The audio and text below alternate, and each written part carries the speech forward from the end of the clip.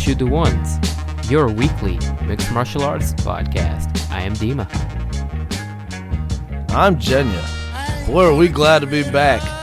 This week on episode 18, we will be discussing UFC Fight Night 110, followed by a breakdown of UFC Fight Night 111 in Singapore.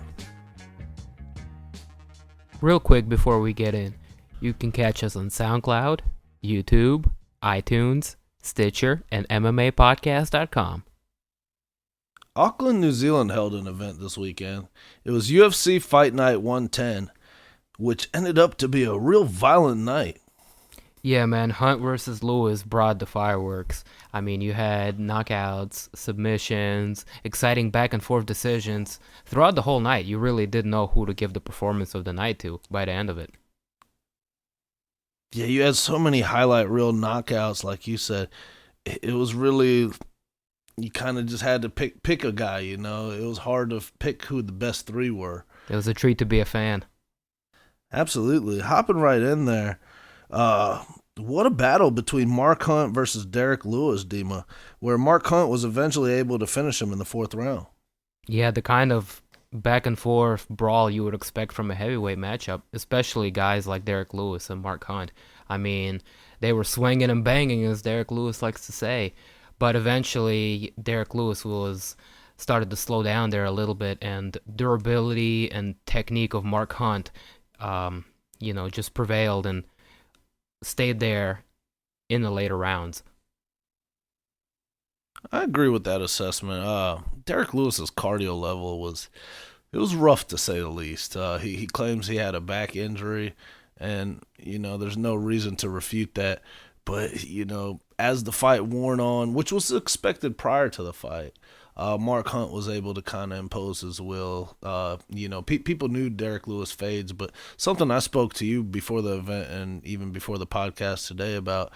When Derrick Lewis gets tired, something he does is he just throws the whole kitchen sink at people.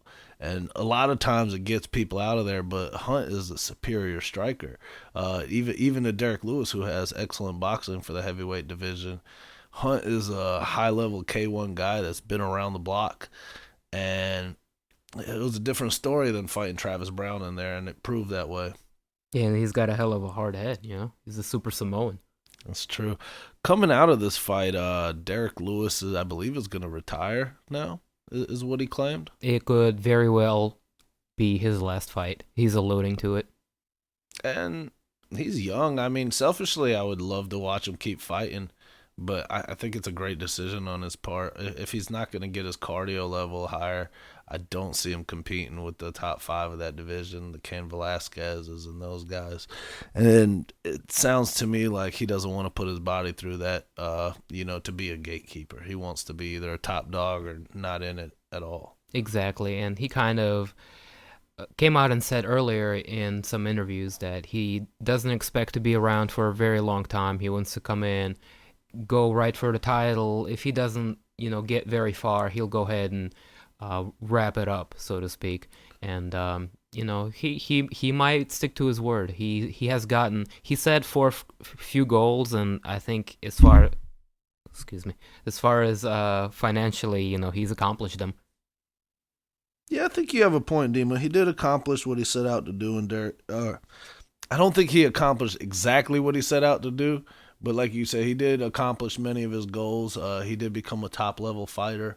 Coming in without the full mixed martial arts arsenal that some of these guys have. But to that point, Mark Hunt didn't come in with a whole arsenal, and this fight kind of just shows how impressive, his MMA progression has been. From just a kickboxer who got submitted 6 times in a row or something like that, lost 6 times in a row. I think he's got 6 submission losses, but most of those were by submission, those 6 losses. And just how much he's improved his overall game. And he's always a factor in there. I don't think he's ever going to compete either. I think he's going to, give everybody trouble in that division. But he's just an impressive guy and, a real impressive story. And he did it the right way. Indeed. Now, I did want to mention Hunt made a call out. Not a call out, but he spoke about potential next opponent. So Oh I yeah. don't think he's done quite yet. Oh no, he wants to finish out his contract. He said. Okay.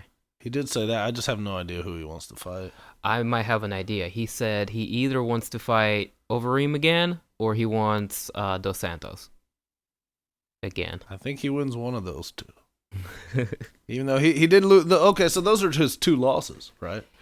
Those Exactly. are So his he's two looking for a losses. rematch, and man, he's got a puncher's chance, and both of them. And if anyone has a good puncher's chance, it's Mark Hunt, man. And he's hard to finish in there. I mean, both guys were able to get him out of there, but it was no easy task. And Hunt did give those guys problems as well.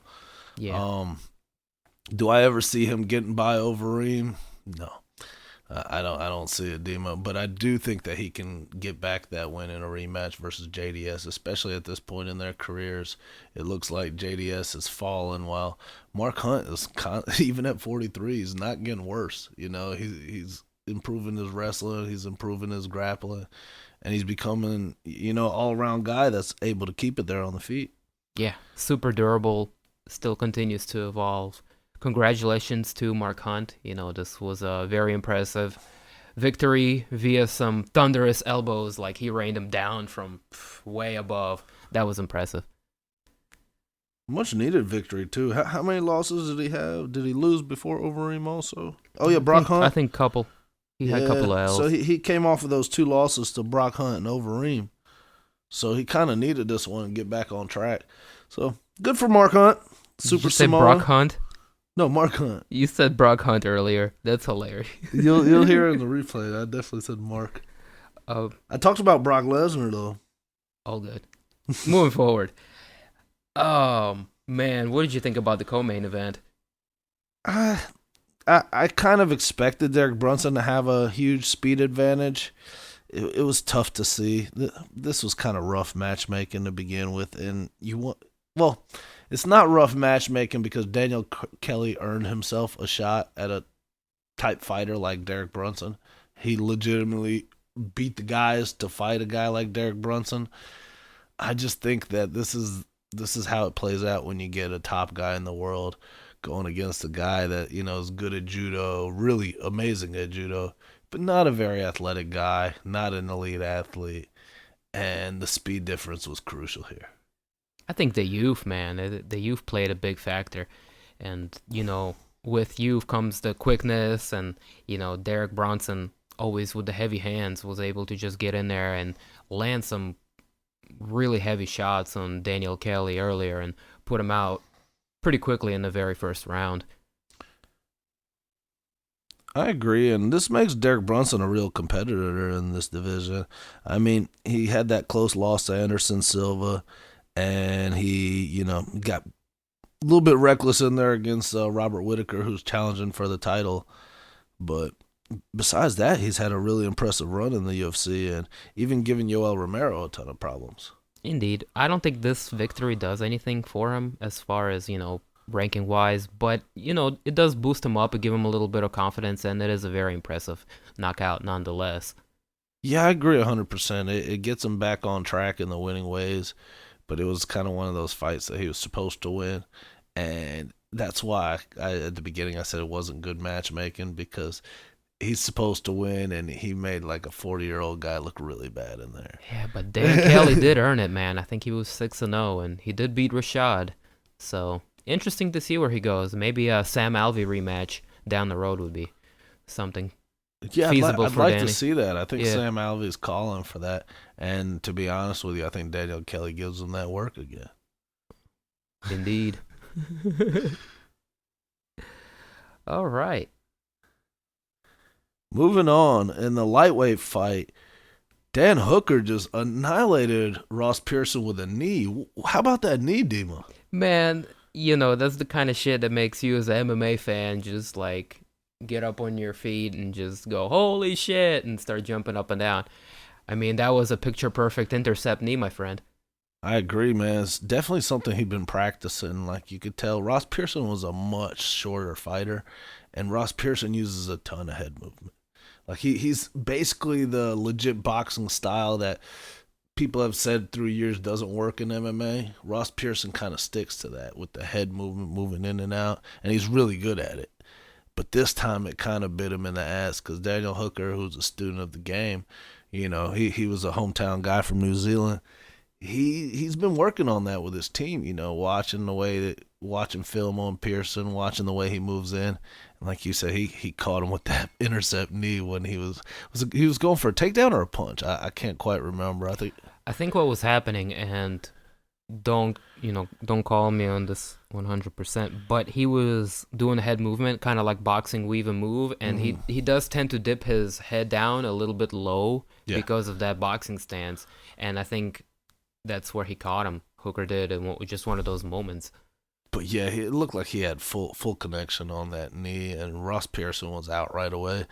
Took a couple unnecessary punches, and it was a short night for what was a competitive fight before. Yeah, it was actually competitive. Ross looked in there for some segments of the fight. In some sequences, his jab was very effective at keeping the distance and allowing him to land a shot or two. Speaking of a rising prospect, what did you think in Ion Cutelaba knocks out Henrique de Silva via very first round TKO punches? Wow. Yeah, this was something, man. This is one of the quickest finishes you'll ever see. This only took 22 seconds. Ion Cutelaba, pissed off from losing 2 in a row. He was in there, angry. Like he got it. I've never seen a stare down quite like this at the beginning. Well, it wasn't even the stare down. He got right in his face and did the slash across the throat, right? Yeah, he got right in the guy's face when they're announcing his name. Like real disrespectful, And I think it really intimidated the shit out of De Silva, who's a decent fighter, good record. He's got some deficiencies in both the striking and the grappling, which is unusual for a UFC level guy. But man, Ion Cutelaba made quick work of him, and he's one of those guys that's kind of scary in there. He calls himself the Hulk. He's got muscles on top of muscles, and he's a real knockout puncher. This is 10 knockouts for him now. And I don't know if he intimidated him or got in his head with that, but he definitely kind of threw him off his game there a little bit. And they came out swinging, and Cutelaba's a mean Moldovan man. Another guy that made quick work and a big impression on this card was Ben Nguyen, getting a unexpected quick victory over Tim Elliott by rear naked choke, only 49 seconds into the fight. Wow, this was impressive, man. Ben Nguyen came out and they paced themselves on the feet a little bit, and he kind of did the karate thing a little bit, and man, he jitzed them up with the quickness there after securing a takedown. They kind of rolled around. I believe he did a hip throw, and they continued rolling with it. Am I right?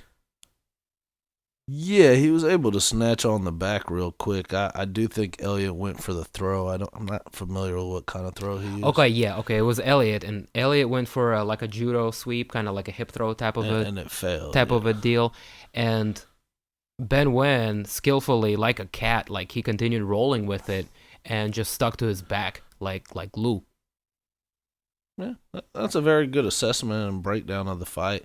What I find really intriguing about this is if you're a fan of MMA math and for some reason you think it works, this is the perfect example of why no, doesn't work. Let him know. Tim Elliott, after completely dominating Louis Smolka in grappling, he's going to fight Ben Nguyen, who got dominated by Louis Smolka in grappling. And then Ben Nguyen goes and dominates Tim Elliott in grappling. So you can't really do MMA math like that. You got to kind of match them up style for style. And to be honest, I was kind of, when looking at this fight, I kind of was looking at that Smolka fight as an important factor, and it wasn't. Ben Nguyen is a real high-level guy with an interesting skill set, and he was originally scheduled to fight Joseph Benavidez this fight. And now with that win, I think that fight's actually more likely to happen when Joseph Benavidez gets back. Indeed. It just goes to show when you have so many guys on such a high level in grappling or whatever, it's any given Sunday situation. Somebody can come in and have a bad night, lose to somebody, but any guy can beat another guy at some point, probably. Yeah, I agree. And, for a division that's been having some issues, creating buzz, it's nice to have a new prospect there in Ben Wynn. Yeah, I'm excited. Yeah. I mean, Tim Elliott went 5 rounds with the champ, and Ben Wynn was able to get him out in 49 seconds. Now, like I said, you can't do MMA math. That doesn't mean he's going to go in there and not get his ass kicked by Mighty Mouse. But Exactly. that's room for hope. And you bring up a really exciting matchup, exciting to me. Joey Badass, as you coined the term now, Benavidez is a good matchup for Ben Wynn. I like Joey B. I don't remember ever calling him that. It's either autocorrected you or I might. It was in a text message? Yeah, it was in the text message. It might have been then. But even if that was a accident, I might start calling him Joey Badass. Yeah, he is kind of a badass. Moving in the next fight, featherweight division, Alexander Volkanovski defeats Mizuto Hirota via unanimous decision. What are your impressions of that? I'm really impressed with the Australian fighter. He's real comfortable. He showed again in his second win in the UFC that he's real comfortable on the feet. He's really good grappling. He's got a really good takedown, double leg, single leg, what have you. And, he's a really strong guy. He's a little bit undersized for this weight class, but I see him competing in the top 5 sooner rather than later. Yeah, it was a pretty dominant performance. He came out and I think just about won every other round. 30-27s on all cards, yeah. And Hiroto's no scrub in there. I mean, Hiroto's been around for a while, fought some of the greats in MMA, won his season of, I can't really say he won. He drew they both won, him and my beaches. So, he I guess, yeah, you could say he won his season of the Ultimate Fighter. So he's no slouch in there. But Volkanovski's on a different level, man. He's really a good fighter. I look forward to seeing him fight keep climbing the ladder and fight higher competition. Yeah, it was a good night for the Australian, and he looked good over a veteran. I agree. In the next fight, Vince Pichel makes a return after 3 years, and man, it looked like he didn't even have any ring rust, with finishing by KO punches in the first round. Man, that was very impressive KO. It wasn't even a TKO. It was a straight up KO. I agree. Damien Brown's an Australian, so he wasn't a hometown guy, but the New Zealand crowd was behind him. Vince Pichel did not give a fuck. He came in there like you could tell, man. Like I actually had bet on Damian Brown. I won a pretty decent bit of money on this card, but this is one of the only ones I missed. And Vince Pichel, man, you could tell by his demeanor when he walked in and just the way he carried himself. He was losing part of that fight, but he knew he was confident in his big shot. And when it landed, Damian Brown got real sloppy. He got kind of desperate. He thought he was kind of whooping Vince's butt there, and he got reckless on it coming in. He didn't defend like he should have, and you can't go in reckless against these top level guys because, like Vince Pichel showed, you can get countered real quick and your night will end. So you gotta, when you're approaching a guy, you can't really come at him stupid the way Damian Brown did. Even though I was rooting for him and I had bet for him, I feel like he did deserve to lose that fight because he didn't respect Vince Pichel's power and he kind of came in stupid at him. That's excellent assessment, Genya.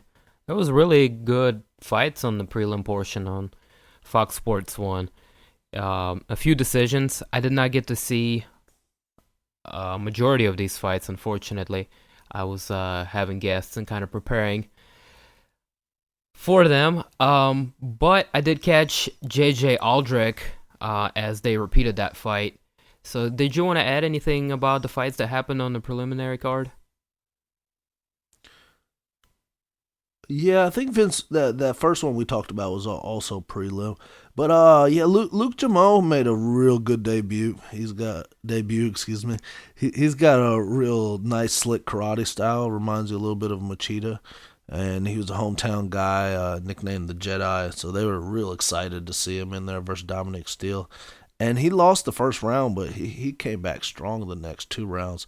John Moraga, completely dominated his fight, winning 30-25 on one card. Uh, he really toyed with Ashcan in there. He really showed the difference between a top level guy versus a UFC newcomer. Despite his 5-5 UFC record, he's a legit veteran that's a good fighter, and he was showing new tactics in there, which was nice to see. Atal got the big win, and like you said, JJ Aldrich won the fight, even though her 19-year-old competitor came in a little bit overweight. And to be fair to Mi Juin, she did only have 2 weeks notice for this fight. It was a good undercard. I enjoyed it. Got to see some of the new up and coming talent, as well as John Moraga. He was really dominant in his fight, and I found Ashcan's appearance interesting. He had like tattoos on his face. He had that one that went above the eye and below the eye, and he had probably the longest rat tail I've ever seen. Oh, classy. Yeah, with the face tats as and, always. And I think he was a Muay Thai guy.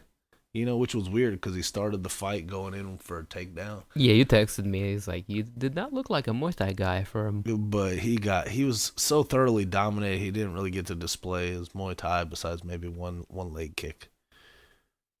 Indeed. All in all, this was a pretty fantastic card. Even the prelims brought some heat, but the top half of it was definitely worth going back and checking out for, in case you haven't watched those fights. Yeah, if you're a fan of brutal finishes, this is definitely a good card for it. Where half of the fights ended in a pretty brutal finish, and the ones that went to decision were good fights for the most part. Yeah, not even violent. I mean, this was some excellent technique shown on behalf of Ben Nguyen there, as well as the intercept knee by Dan Hooker. That was some real high skill mixed martial arts there on display.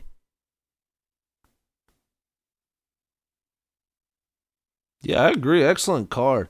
After this break, we're going to go over UFC Fight Night 111 with Holm and Correia, which will be in Singapore.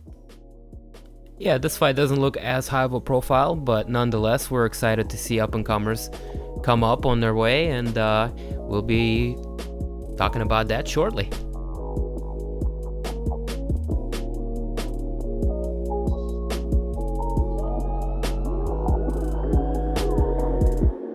This week's episode of Shoot the Ones podcast is brought to you by our friends over at Local Liquids, the premier vape shop located at 400 West Rosemary Street in Chapel Hill, North Carolina. Listen, put down a pack of cigarettes and check out www.local-liquids.com for their wide variety of e-liquids, devices, and coil selections. Tell them Dema sent you for an additional 10% off your purchase. Local Liquids, your premier North Carolina vape shop. And now to the show.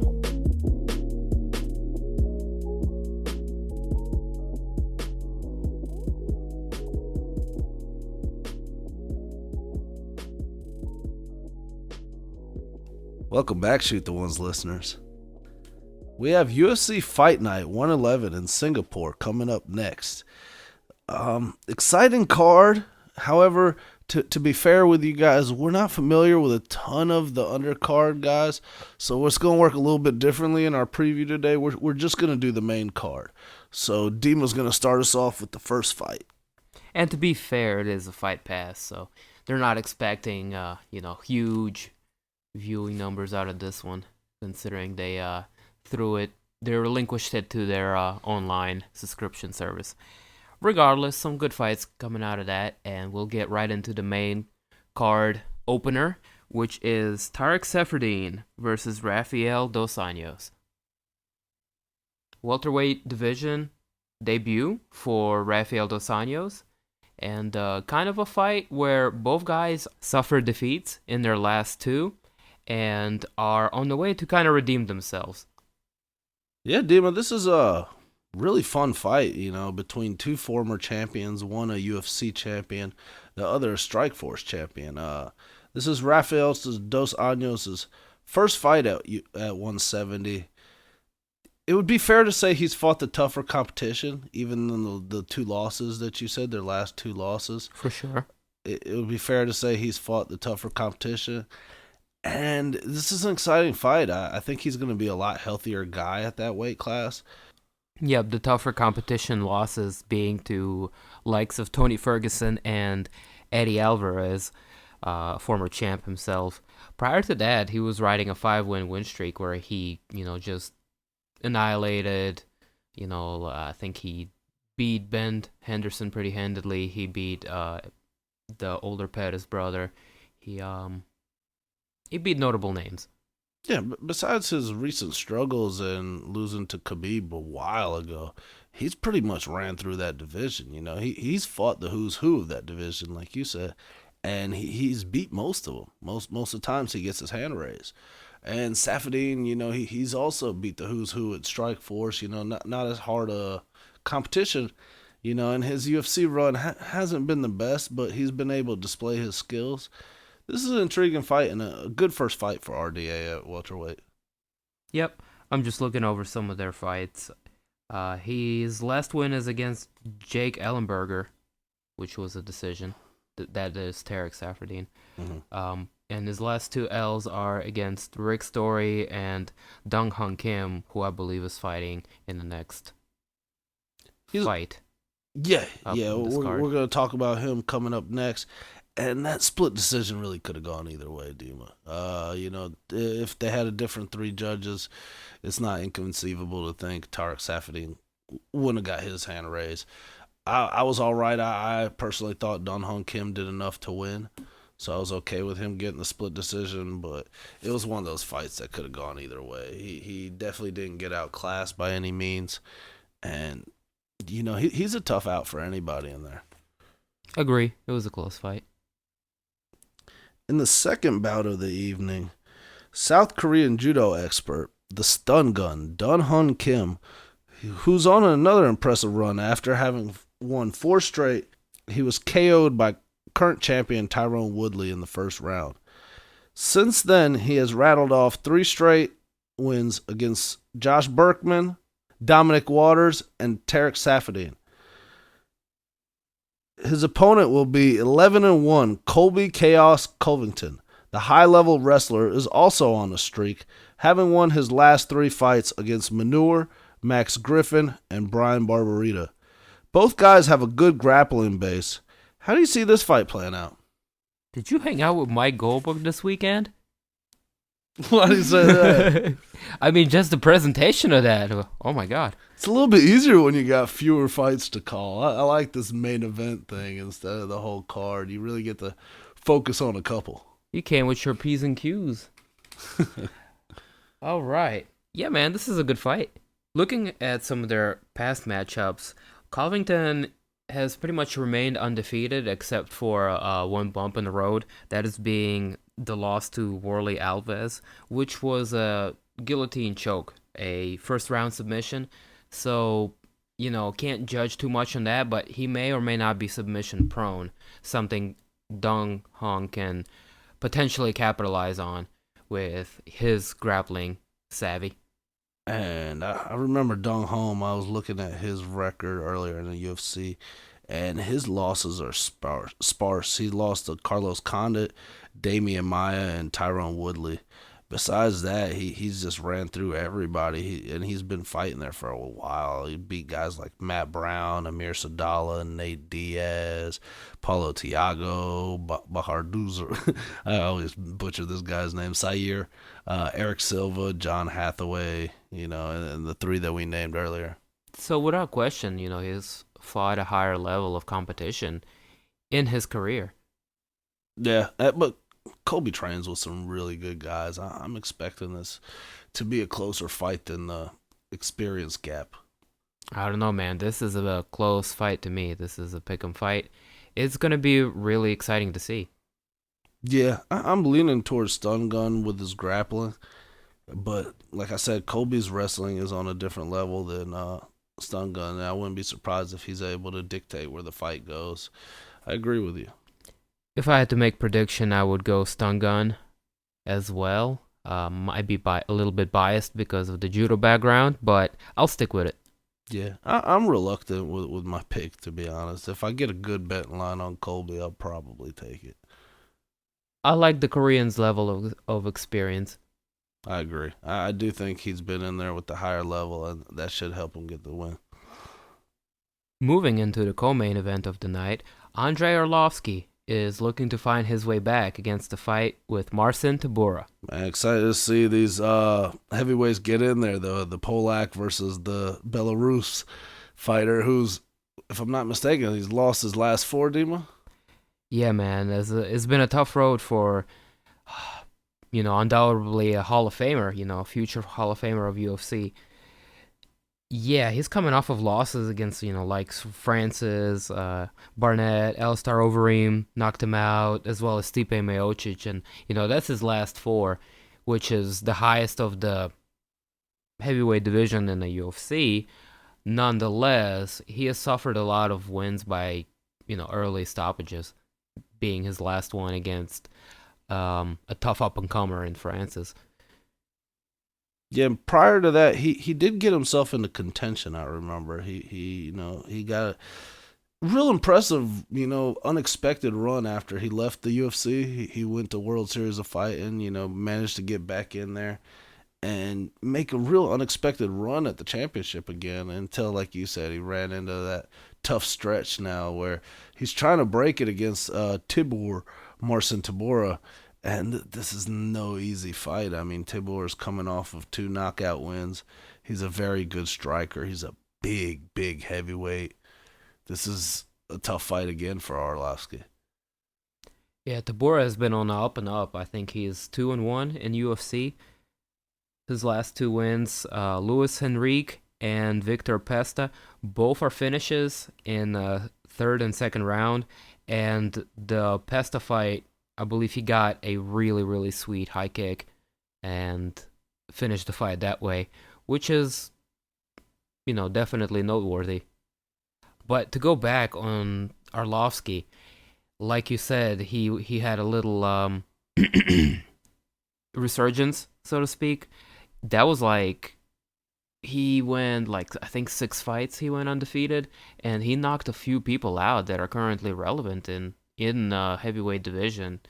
One of them, Travis Brown, who recently himself has had a bit of a tough road, and I think he beat Brendan Schaub also. Am I correct with that? Yeah, he knocked out Bigfoot. It was an impressive run. Nobody really expected that kind of resurgence. I agree. Speaking on Tybura, his loss came to Timothy Johnson, which I find interesting. Because he was, he went to decision with him. He didn't look that great in that fight. But in hindsight, man, Tim Johnson's easily one of the best wrestlers in heavyweight in the entire world.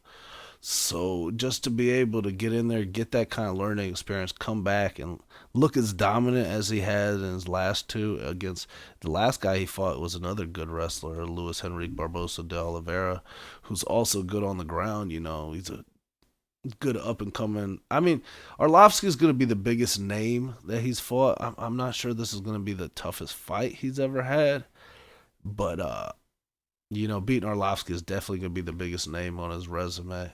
He is coming in as a slight favorite, Dema, in this fight, at about 2-1 favorite. Yeah, and that's about right. I mean, certainly, Arlovsky at this point of his career, it's going to be a really tough matchup for him, considering Marcin is coming off of pretty violent finishes himself there. So I wanna see Arlovsky do good, but if it's a case of where he gets finished and finished early again, I can't say I want to see him fight again. Yeah, good point. I don't want to count him all the way out in this one, Dema, because I do think he has some advantages. I think he's got the hand speed advantage. He's got a little bit more technical boxing, a little bit more skilled boxing. But Tybura's a horse, he's gonna come at it, and he's also got a good striking base. He might not be as technically profound as Arlovsky, but his striking is, still pretty solid, and he knows what he's doing in there. And I think he could take a punch a lot better than Arlovsky, which I think will help him win this fight. Overall, that including mixing with a little bit of grappling, I think he gets the win here. Agreed. And finally, in our main event, Holly, the preacher's daughter Holm, makes her return after an unsuccessful attempt to conquer the 145-pound title. Holly is coming off of 3 straight losses after winning the 135-pound title against Ronda Rousey. She will be taking on Bethe Correia, who did not have the same success against Ronda, getting knocked out herself in only 34 seconds. She's coming off an interesting draw against Marion Renault, where she was nearly finished in that 3rd round. Kind of interesting matchmaking, my friend. Holly's a big favorite, coming in as a 6-1 favorite. What are your first impressions of this fight? Man, my impressions are your script writing skills are impeccable, my friend. I mean, you've been hanging out with Mike Goldberg all weekend. As far as this fight, it's a great fight for Holly to get back on her feet. I believe this is a good matchmaking. She has been through a couple of really rough, up and down fights where she could have, had some level of success in, but ultimately things didn't go her way. And Bethe is competitive, but ultimately not quite as technical of an opponent, which makes her not quite as dangerous as the level of competition that Holly has seen recently. I like your assessment. I don't want to put my name on this is good matchmaking because I don't think the skill levels are the same. I think Bethe Correia is a fighter that you could tell started not long ago. If I'm not mistaken, she hasn't been fighting for even a decade yet. And she's already at the top level, which says a little bit something to her athleticism and, raw talent. But Holly Holm is somebody that's been practicing boxing and forms of mixed martial arts her whole life, pretty much. And I think it's going to play a big role. I really don't see any advantages Bethe Correia has. Besides, Bethe Correia, she's fearless. She's not scared to get in there. She's not scared to get punched. She's not scared to make things ugly.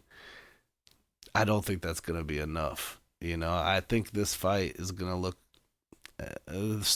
This might be a little bit of MMA math on my part, but I think it's going to look kind of like Ronda Rousey did running around after Holm getting, pop shot.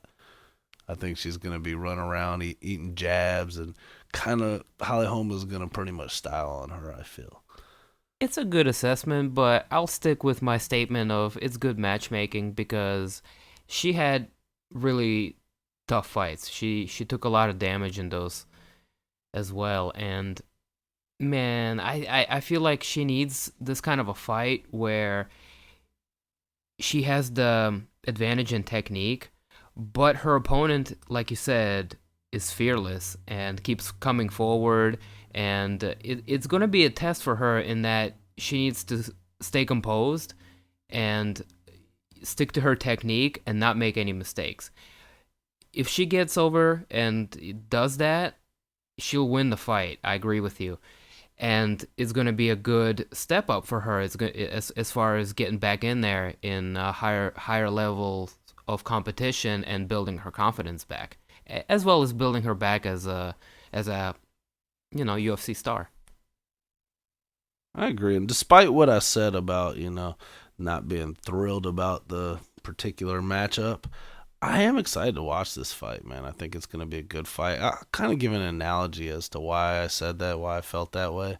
Like, you look at Chris Weidman, he's kind of on the same trajectory as Holly Holm. Same type losses, 3 in a row, came close in a couple of those just like Holly did. Basically, similar circumstances. Would you agree with that? Okay, it's fair. And look who Chris is going to fight. He's going to fight Kelvin Gastelum. He's still got that respect of a top-level guy.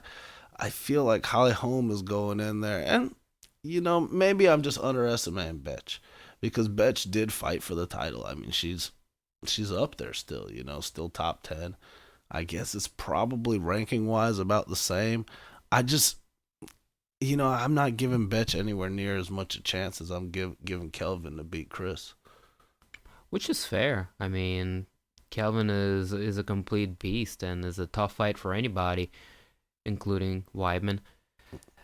But I think has something to do with more of smart management on Holly's behalf here. Kind of giving her, I don't know how to say it nicer, but it's an easier fight. That and 4 losses. I mean, it's hard to market somebody. Yep, Like you gotta win. Even if Chris loses to Kelvin, it's gonna put the UFC in a fishy predicament there. Like, 'cause what do? You get rid of Weidman? He's still probably one of the top 5 in the world, even though he's lost that many. Maybe not 5, but probably 5. And technically, and physically, she's at a big advantage. She has reach. She has the boxing. She fights rangy, as I like to call it. So yeah, but she is prone to making mistakes. Like, she had that fight in the bag versus Miesha Tate, and she went out like her house was on fire in the 5th round, and she needed that 5th round desperately when she was ahead on pretty much all the scorecards anyways. So kind of decisions like that, but I think fighters kind of need stuff like that. We talked about it with Ricky. He came out, trying to look like a mix of Muhammad Ali, Roy Jones, and Anderson Silva, showing off, and he was having success. But at the same time, that split second when you're not paying attention, you got your hands down. That changes a fight. That's the difference between fighting in a lot of other sports. That split second that you kind of don't pay attention, It could be the end of your night real quick. Yep, the price is heavy. I think I'm very heavily leaning with Holly Holm. I'm probably going to put a solid amount of money on it myself, just because I don't see where Bethe wins this fight, win the striking or the grappling. I don't see how it happens unless she just kind of rocks her and throws on a rear naked choke super quick, kind of like Miesha Tate did. Indeed. As I said earlier, provided she doesn't make any mistakes, sticks to her technique and is confident in that, plays it rangy, I think she wins the fight. Yeah, man, this is an exciting card, and I'm looking forward to it. Me and Dema, actually, we have been producing episodes, but we've had some issues, with the computer. I think we're finally figuring it out. I'm gonna let Dema talk a little bit on this also, but due to, I think, our artistic integrity, I don't think we wanted to put out, shit quality audio after having, 17 episodes of good audio. Yeah, I don't want to get too deep into it and bore you guys with all of the details, but yeah, we had audio issues and we didn't feel like putting out inferior product, so we'll keep the party going and we'll just continue making episodes. We'll take it on the chin and continue rolling with it. I agree. The funny part is, we were still digesting the information and still we had podcasts that we felt pretty good about, but the content we were given, but the quality of the audio just wasn't good enough for us. Yeah, I mean, we missed a couple of great fights. I mean, that Max Holloway win over Jose Aldo is something to talk about for ages. Mm-hmm. Definitely, man. That was a good fight and, good change into the guard. I agree with that, Dema. That's a good point. Is that one of the ones that we're missing? Yeah, the 145ers is back on the rise. Yeah, but before we wrap up, Dema, and, I do feel good getting that out the way because, some people have been asking, like, Genya, Dema, where the heck you guys been? And, we're still working, man. We're still into this, and just want to reassure you guys of that. This is why we did that. But you can always find us on SoundCloud, YouTube, iTunes, Stitcher, MMApodcast.com, or anywhere the top podcasts are heard. All right, guys. Thanks for joining us for episode 18 of Shoot the Ones podcast. We'll be back next week on episode 19 to talk about the results of UFC Fight Night 111, and then we're going to do a little quick preview of UFC Fight Night 112, Chiesa versus Lee. Yeah, along with that main event, they got BJ Penn on that card, Dema, and Johnny Hendricks. So get to see some returning veterans, man. I'm looking forward to that, as well as a main event with two guys that are steady talking trash to each other. Right on. As always, catch us on the platforms Genya already mentioned, and shoot the ones. Dema and Genya out.